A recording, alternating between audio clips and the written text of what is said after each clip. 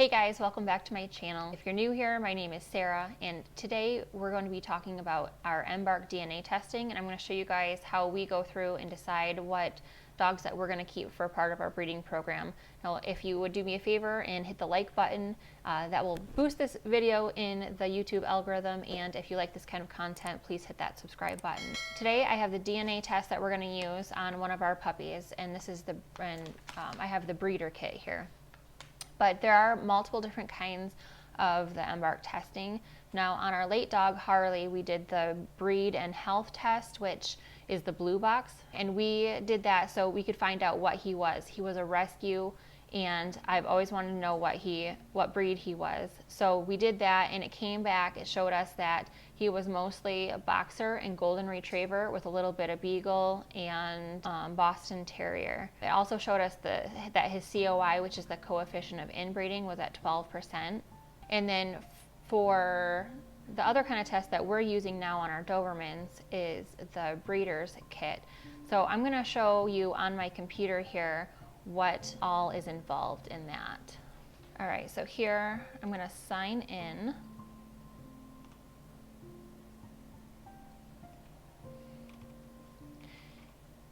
And if you guys can see this, this is showing you all of our dogs currently. So I have Harley, which I was just telling you about. It shows that he was 34.2% boxer and then 65.8% mixed. By the way, this video is not sponsored at all by Embark. This is just what we use, and I just wanted to show you guys how we go about doing our personal testing. If you're interested in checking these kits out yourself, I will put a link down in the description below for you to go ahead and check out. So Harley here, if we click on the view profile, it shows that he should have been around 49 pounds, which is close. By the end, he was at 55 pounds, but he was a little on the overweight side. If we go down here to health, it'll show that there's no variance detected for the breed relevant genetic conditions or additional genetic conditions. There's none detected here either.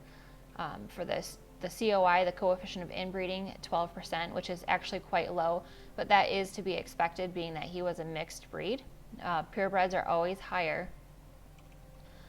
And then I'll go up here to breed. So this is just the basic kit for the breed and health kit. So it shows here that he was mostly boxer, golden retriever, a little bit of Boston Terrier, 11.5% American Pit Bull Terrier, 6.4% Beagle, and 6.3% Chow Chow.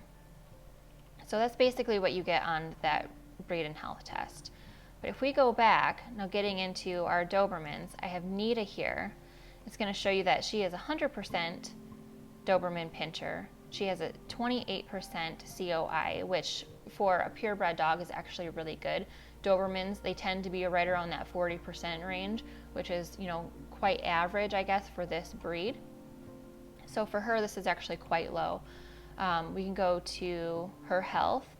And so what we are looking for our breeding program is, like Nita here has one copy of DCM2. So she has one copy. Now if she had two copies, that would be a problem.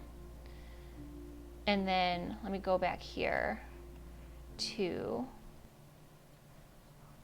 okay, so the breed relevant genetic health conditions here. So the other things that we look for, like I mentioned, DCM2, she has one copy. But for DCM1, she has 0 copies, so she is clear on that.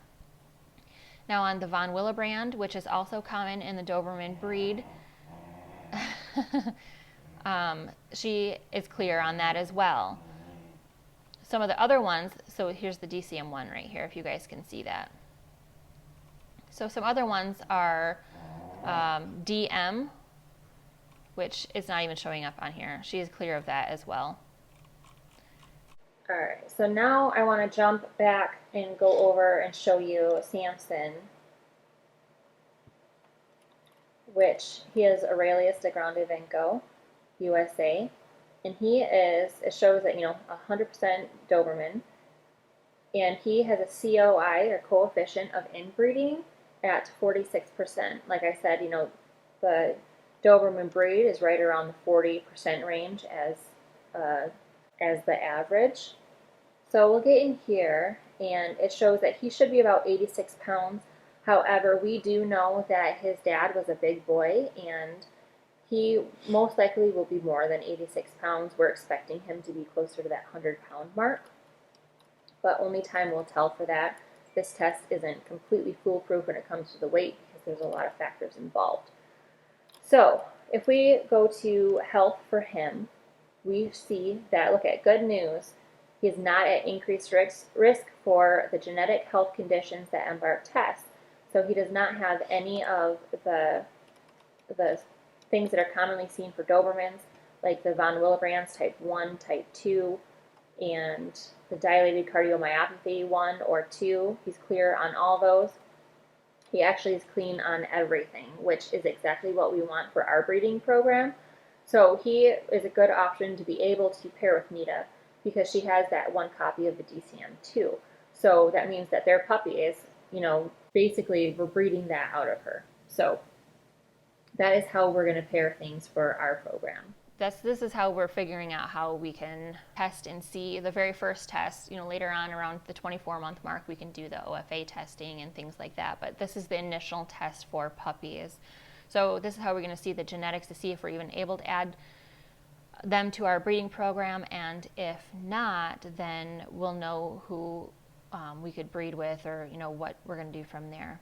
So too, we also participate in the Doberman Diversity Project, and what that is, I'll put a link down below for that too if you want to go check that out. So it's basically just for scientific research on the Doberman breed, because they are known to have these genetic markers that we are trying to basically breed out of. So now what I'm going to do is, I explained a little bit about how we do our testing. So what this kit is for the breeder kit is, I'll open it up here for you guys to see. So it comes in a little envelope, and it's basically just the swab, and you hold it in their mouth. You have to make sure that the puppy hasn't had anything to eat or drink within the last, I believe it's 30 minutes. And then also, I recently learned that you can use these tests on a puppy as young as 10 days old. So if you're looking to add, or if you're looking to check on the genetics for your puppy before you even bring it home, you could talk to the breeder about doing a test on these as well. So you'd get the results back for yourself before you even brought puppy home, or you can have one of these handy. Purchase one before you bring puppy home, and that way the day that your puppy comes home, you can go ahead and do your testing. All right, so what we're gonna do is, we have a new puppy with us today. This is our new puppy, Nora. So we're gonna test her. So what we have to do before we send this in is, there's a number on the label, and we have to make sure we register with the program. And then we'll just put it in the envelope and send it in. So you want to hold her, or? All right, so this is our new puppy, Nora. She is 8 weeks old, and her dad was actually rated as the 6th healthiest Doberman in the country by 3 different college studies. And her mom had one copy of DCM2, I believe. So we're gonna see what her results come back as, which they should be good. But we will know in approximately 3 to 4 weeks. So we made sure that she did not have anything to eat or drink for the last 30 minutes. So what we're gonna do with this, I need help, is Justin's gonna help me here. So we wanna put this in the cheek swab where all the saliva is pooling, back in here, and we want to make sure she doesn't chew on it. But we want to make sure that this is completely covered, and it takes about 30 seconds of swishing around. She's not being cooperative today. No chewing on it. Okay, we're gonna try a little bit more because it's not looking like there's a whole lot of saliva in there at the moment. All right, hang on, puppy. You are a wild one. Okay, so now all we have to do is make sure we don't touch it. We're just going to flip this upside down in this solution. All right, and then we're gonna shake it back and forth, they say about 10 times. So just make sure that it's good and covered.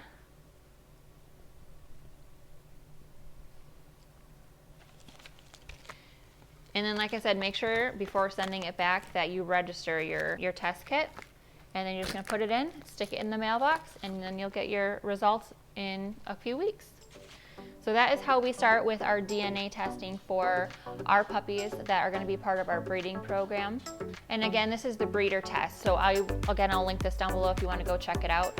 Now I hope that gave you a little bit more information about how we personally do the DNA testing to pick our puppies for our breeding program. So if you like this video, please make sure you give me a thumbs up and hit that subscribe button if you like this content, and we will see you on the next one.